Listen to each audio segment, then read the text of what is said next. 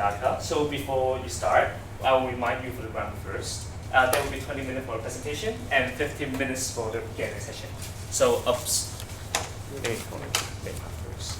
So we are delighted to have three judges from HSBC. Wali, who is the Senior VP for Sustainability in Asia Pacific region. Also, we are delighted to have Mr. Robin Langford, who is the Director in Banking in HSBC, as well as Mr. Ralph L. Duke, who is the Head of Credit Risk Program in Global Standard Risk. So that's all from me. So without further ado, let's get started. Today, we have in our hand a company, Huawei, who, despite its various notable achievements, are now in hot waters solely because of its Chinese background. So when posed with the question, does it have any relevant effects to its form in the market? Well, it is safe to assume that it does, and it's very unfortunate us to declare so. However, with the solution to that, I am here with my team University of Dhaka from Bangladesh, team strategist, which consists of Sabrina Benheri, Mustafa Sian Hussain and Parsha Shah with the solution. So without further ado, let's begin. So Huawei follows a globalization strategy which consists of three parameters. Number one is that it's a consumer-centric innovation company. Number two, localized organization. And number three, that it prefers keeping partnership with its long-term partners. However, despite doing all this, they have been facing some challenges. The biggest one is that there's a negative perception. About the company, as it's a Chinese company and the owner is an engineer. The US government assumes that they may trade to espionage, and following that, other governments are adding to that as well, such as Australia and UK. However, now, due to this negative perception, they have been prone to threats such as lawsuits. They have been failing to secure sales and have been failing to get new contracts. Adding up all this, we jump to a core issue, which is how can Huawei debunk the US government accusation to build trust and retain investment for global sustainability. So without further ado, let us take a look at the vector mapping. We can see that this is the current position of our company, which suggests that we produce quality goods and services, but not trustworthy. However, with the strategy that we are going to present today, we promise you that our company, Huawei, will reach here, not only quality products, but also a trustworthy one as well. Now, for that to happen, we need to have a strategy. And for that, we have developed the 5-finger stratagem. Just like the hand, this strategy is actually going to help them get a grip on the current problems that they are facing. First of all, the 5-finger stratagem will consist of integrity, transparency, professionalism, objectivity and consistency. Because right now we are posed with the threat that Huawei does not have trustworthiness in the market, for which it is losing for which it has already lost 2 of its largest markets, which are India and USA. So what it needs to do is it needs to first of all establish itself as a trustworthy company globally, reaffirm its promises, and of course also go through certain market penetration to sustain its market leadership position. Which is why, please can we go back to the room? Yes. First of all, we need integrity. We need integrity because what happens if since they are facing the questions about their loyalty, whether they are loyal to their country or not, or whether it is globally loyal, that is why it needs to have the issue of integrity over there, because it will show that they are not involved in any misleading activities. They need transparency in the supply chain and in production, because that is going to ensure that there is no misuse of information of which it has been accused. They will follow professionalism, which will show that they have unbiased nature. They will have objectivity, which means that despite its background, it is going to remain objective in its means of production and business. And of course, it is going to be consistency in keeping its promise. All of this together will develop a 5-finger rule, which will be shown to the government. If you can move on to the next slide, it will show how it is action plan is going to be for this strategy. We are first of all going to establish the policy. How are we going to do so? We will have to show it to the stakeholders. After establishing the policy, after consulting with our with the board members of the company, we will have to communicate it to our stakeholders. Our stakeholders can include the government, because their decision is what is determining whether Huawei can stay in the market or not. That is why if the 5-finger rule of ethics, moral code and communication is communicated to the governments of those countries, they can actually retain their position in the country and also penetrate some new and previous markets. It is going to be a promise. They are going to promise to keep and maintain this stratagem for a healthy professional environment. They are going to maintain the consistency and obviously accept any deterrent measures that might be posed onto them, and also mention it to the government to assure them of their objectivity. And lastly, there is always going to be the performance dashboard. The performance dashboard will establish that their conduct is clear, it's trustworthy, whatever is doing is in pen and paper, and they will be accountable for everything, which will altogether help sum up how trustworthy the company actually is, because right now it needs to do so. Moving on.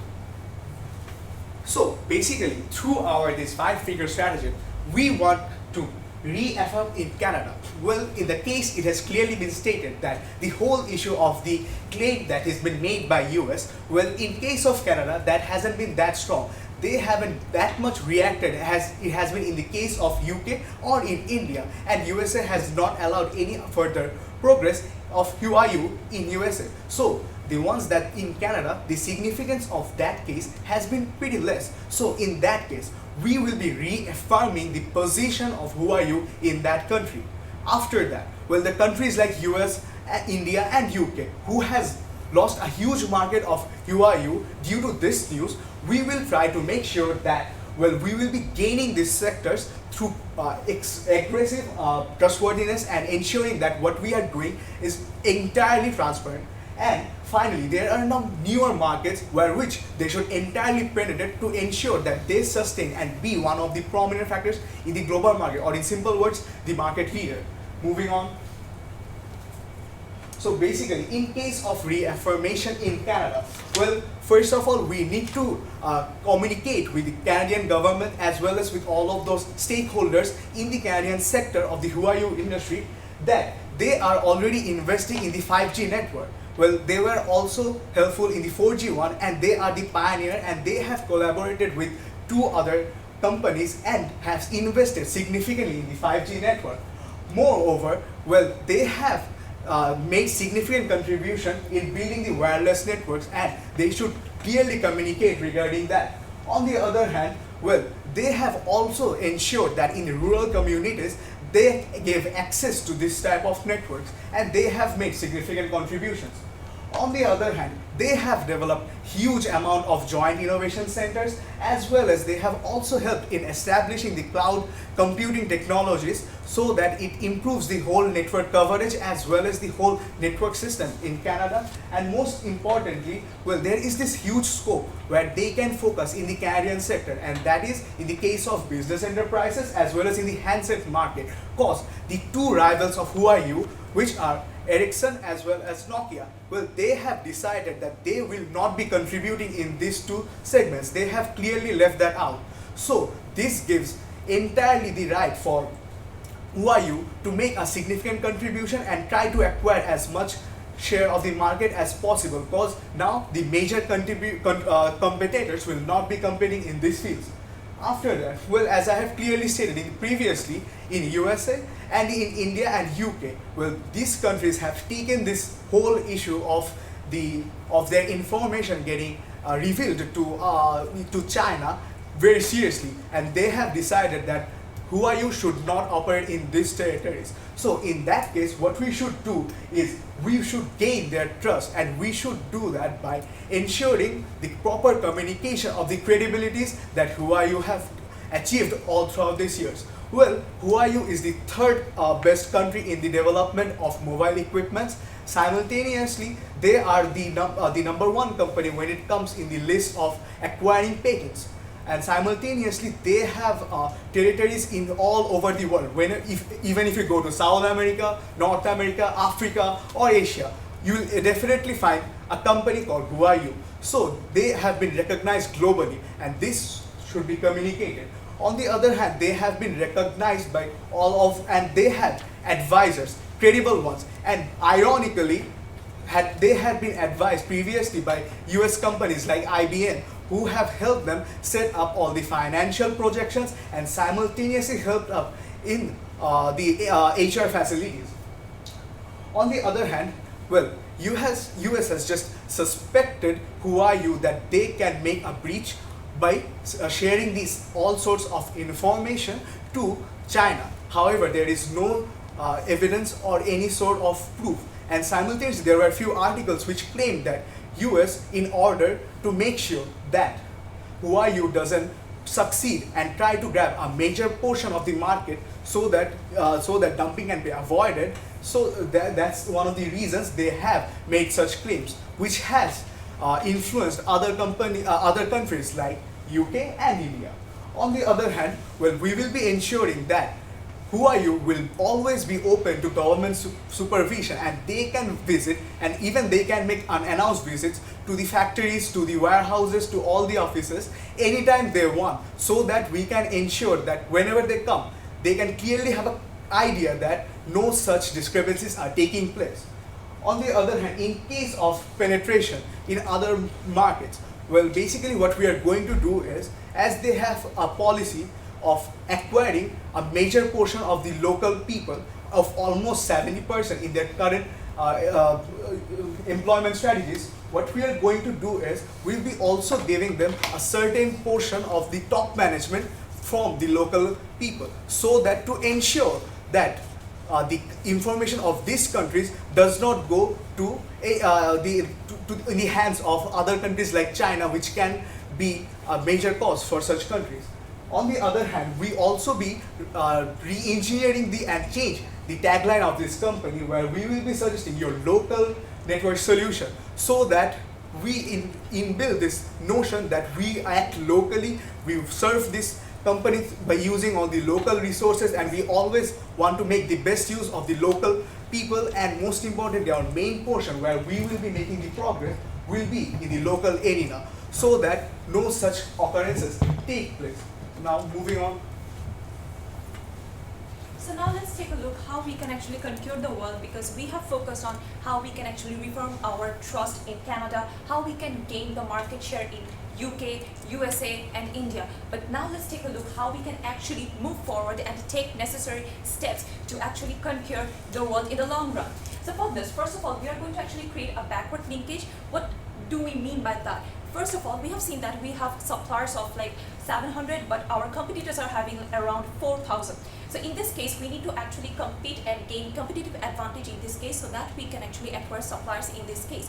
More importantly, what we have seen that they have existing suppliers as well as they have existing strategies, which is actually helping them to create a relationship with the universities, research institutes, as well as other institutions in the countries. So in this case, creation of a backward linkage can actually help them to gain competitive advantage with their other countries. On the other hand, we can see that globalization strategy has actually been proved that these are very beneficial. They have not just gained market in the local companies, but local market, but also it has given them a global recognition all around. It has also helped them to gain credibility in the market. So we will recommend them to stick to their globalization strategy. Moving on, cost leadership.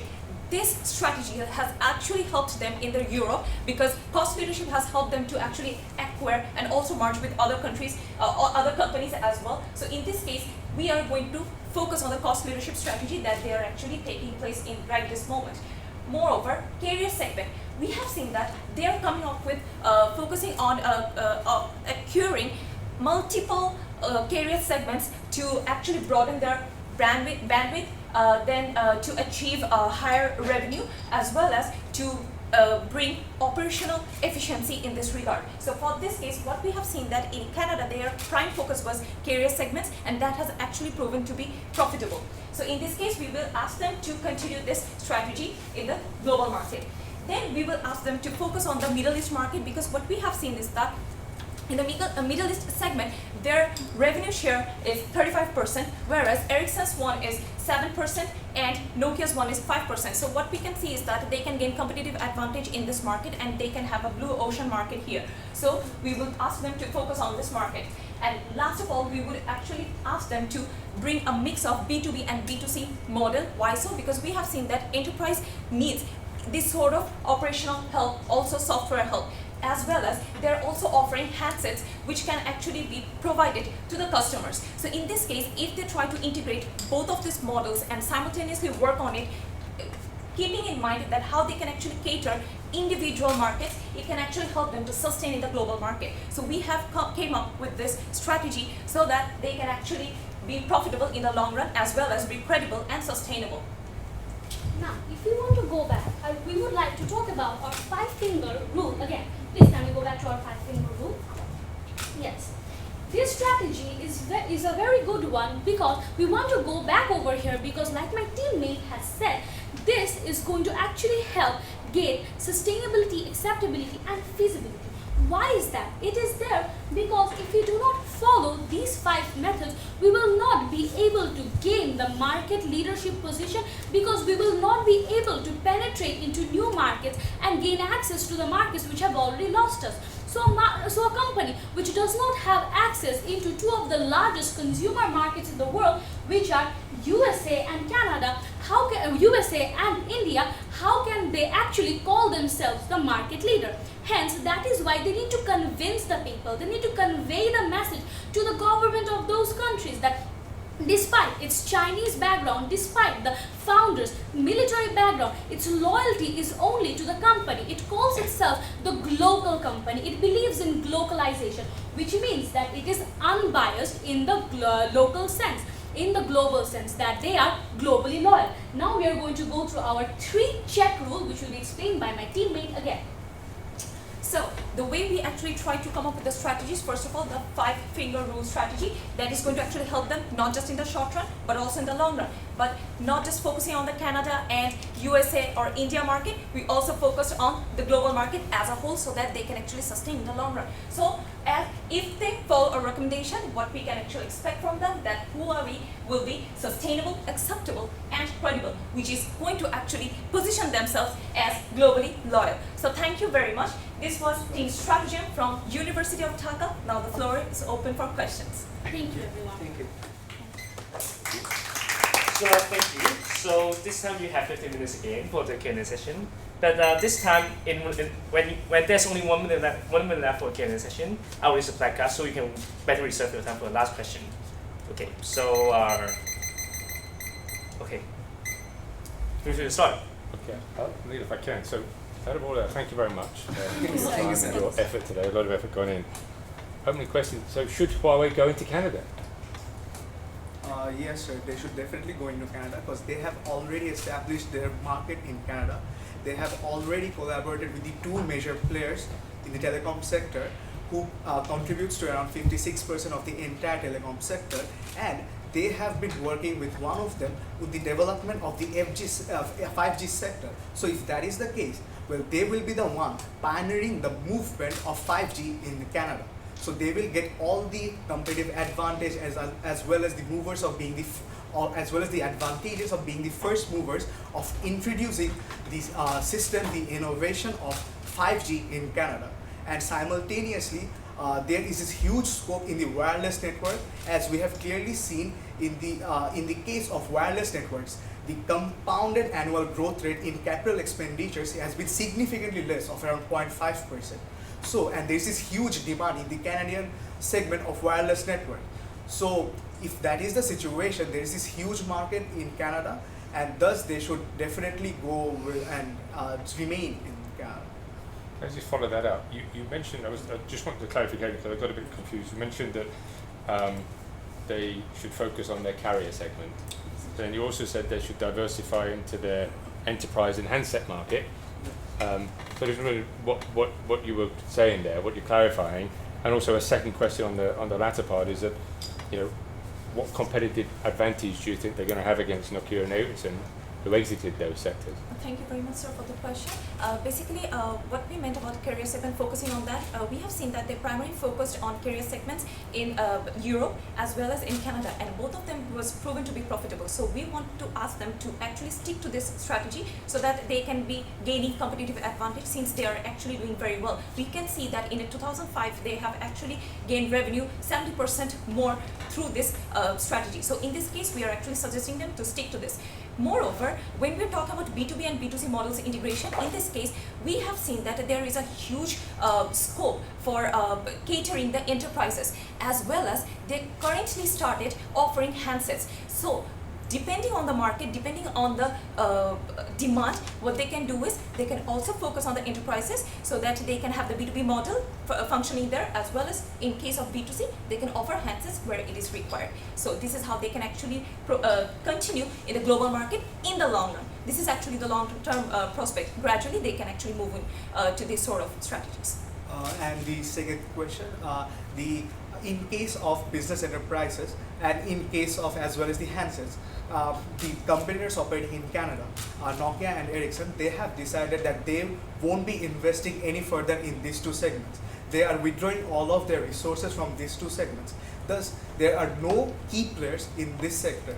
Simultaneously, Huawei has this huge competitive advantage in the form of cost leadership, because Huawei is specifically known, and as previously shown, they have acquired the whole market of UK by only through the medium of cost leadership. So there is this people of low-end customers who prefer such type of cell phone, and there are loads of, and there is this huge scope in the sense that there are huge number of students, especially from other countries, who studies in Canada, and there are other people who doesn't have that adequate job. And on the other hand, in case of business enterprise, as I have previously mentioned, that they have a collaboration in Canada with the in the second and the third most telecom operators. So they can collaborate with them once again. They can use their contacts, especially in the business enterprise sector, and they can provide a solution and services to those industries, and thus as a result of that, once they will be catering to them, they will be getting more and more orders, and thus they will be making a significant impact in these two sectors as well. Thank you very much, guys. A lot of information there. Thank you, sir. I thought the sort of the five-finger thing was a good sort of memory aid.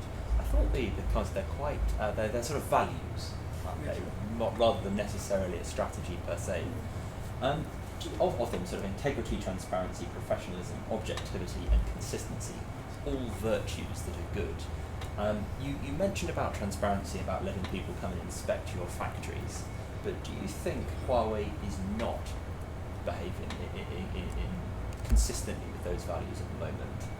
And what other specific recommendations would you have to Canada, not talking about the Middle East or any of the other markets you mentioned, specific to Canada, that they could sort of better do to sort of live your strategy or values? So if we talk about the five-finger rules, these are the values which will actually help gain for them the credibility.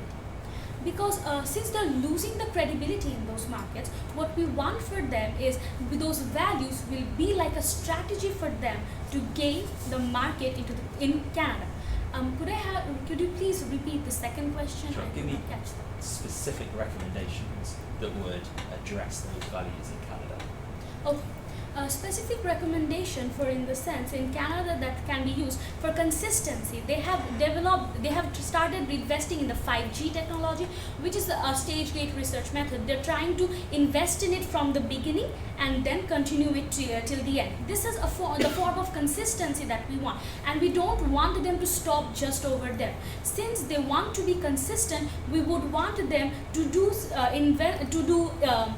services like this or take up ventures like this more and more often, so that they can establish themselves as a company who is here to stay, who is here to sustain. And more importantly, importantly, we also recommend it to follow a performance dashboard so that we can see that whether they are complying with their company policy, which we actually suggested them. They can actually show and see that whether there is any sort of internal breakdown of the policy or not. They have to actually comply with this sort of strategies so that the other people who are actually perceiving them negatively, they can actually see that yes, they are being transparent and maintaining, and they're being very strong in terms of their values. When they are actually following these values and communicating them with the stakeholders properly, it will actually create a positive word of mouth among the market. So this is how we are actually recommend them in this Them case. to follow the 5 finger rule. Okay, nice presentation. Thank you. Thank you, ma'am. You talk about a dashboard. Is there a marketing strategy? What is the brand positioning for highway in Canada? We don't know about what is actually branding or what is actually going on in the market of Canada, but what we have suggested that they can come up with a tagline, your local service provider. So this is going to create an emotional connection, also show that they are actually coming up with values. So the tagline can actually help us rebranding strategy. More importantly, they can also position themselves as globally loyal, so that we can actually try to debunk the situation or the perception or the myth that they are being not trustworthy, or they are coming up with they're threatening the national security. So if we position themselves with this sort of tagline, with this sort of values and these sort of strategies, that would actually help them to rebrand themselves as ethically transparent company. Ma'am, if I may add to that, I would like to also say that they are trusted by a lot of other companies all over the world. And like she said, globally loyal, and we have the backups to prove that. We want them to constantly reinforce it in the minds of their customers, that they are accepted by other people, that they have trustworthiness in other people. And also, like my teammate already said, there is no proof that they are channeling information, just the meager thought that of their background. That is why I think all of this together will help reposition it in the minds of its customers. Do you think they should keep their name in Canada, or should they be changing the name into a more westernized Canadian name? Ma'am, in this case, what we can see that Samsung is functioning there. It hasn't changed. It hasn't faced any sort of problem in this regard. So we would actually ask them to stick to their name, because it's a Chinese cultural name, so it should stick to its name. It doesn't require to change it to a westernized, just to show that it's not from a Chinese background, because if it is working properly, the name wouldn't matter. So, and we have seen that it has already captured a good market in Europe. So since it is functioning there as well, we won't actually change name in USA just for such skepticism of the government. And also, changing the name is a problem that people might not recognize what company is this, but Huawei, it's a globally recognized company, everyone knows about it. So when the Canadian people will see that Huawei has come in Canada, they will be excited, or they will be excited to try their products. However, with a new name, they might not get that what this company is. This company producing quality products or trustworthy products? But with the name Huawei, they can actually see that yes, they are actually getting the right products. I mean, just on that point, I mean, you opened the presentation up by saying the reason, and it's a valid question, because you said that it's about trust, and there's a big issue in Huawei's name about trust. Do you see any other challenges? I mean, that's the one challenge that you brought to us today. Do you see any other challenges that Huawei face in entering and broadening and deepening its relationship with Canada? Yes, the other the other scenario which came up was dumping. So it is a huge problem. It might prove to be a serious threat to countries which have up and coming industries. However, this is one of the challenges that were brought to us. However, if we show them it has objectivity and all the other ethical policies that it adheres to, that it will not go through any unfair competition to gain the market access of the infant industries, I think that will actually help debunk the dumping method as well, because they have again been accused of it. And since they're a big company, they are always seen as a threat by up and coming companies of another country, which is why it needs to establish its ground as an ethically competitive country, so that they can actually gain that market in a very fair manner and still keep its name proper. My question is, what is Huawei? And I know everyone pronounces it differently, so I don't know if I'm pronouncing it right or if you are. Anyway, I'll say Huawei. What is it greatest competitive strength, its single greatest competitive strength, and how have you used that to inform your strategy? The greatest competitive strength that it has, it's the strategy that it employs and that it has ensured till this point, and that is the strategy of globalization. It has helped them ensure the market in China and then expand in other Asian countries like India, and then it also helped them to acquire the markets in Europe, Middle East, Africa, South America, as well as in North America. So that is their main competitive advantage, like just following their globalization strategy, sticking to that. So which is of ensuring that the customer innovation, and after that the being ethical, and as well as ensuring that perfect quality. They also have long-term relationship with the Relationships, local partners. So this is also giving them a competitive advantage over other companies, because whenever they're entering into a market or functioning somewhere, they're actually going for the partnership with the local companies. This is also becoming a competitive advantage since they're going to know about the inside of that market. So this is under the globalization strategy. So we would say that this strategy has actually given them the competitive advantage to over other companies. And we are using this to our advantage as well, because the term globalization actually shows that they are a global company with a local loyalty. That is the country that they're operating in. They are not loyal to their backgrounds, but rather they are loyal to whichever global country across the world they're operating in.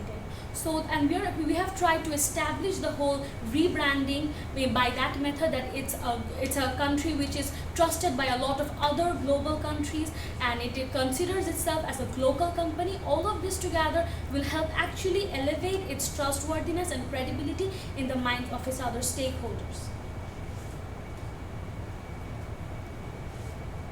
I got one follow-up question.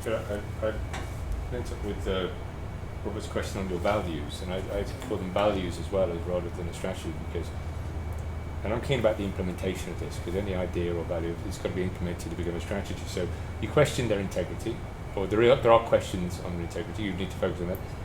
How do you do that? How are they going to repair this? As there have been questions regarding their integrity, we are first going to, as we said, make the process extremely transparent. We are going to continue to reinforce the fact that they are accepted by a lot of other companies, and we are also going to show transparency and objectivity, and that we will show that if it is loyal to its own country. And also its integrity was questioned because of the mere thought that it might send information back to China, which has not yet been proved.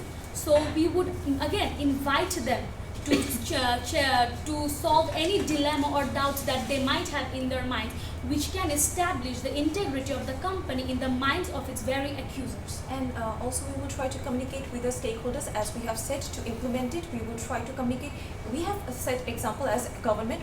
It can also be the society, any publications, The we partners. can actually, partners, they can spread the positive word of mouth that how they have built this relationship with Huawei. So how it has been the relationship with them. So it can actually show that how the values have been worked there. So it can be communicated through various methods. So thank you, the team from the University of Dhaka. So this concludes for 1-2 of the case competition. Please give a big round of applause.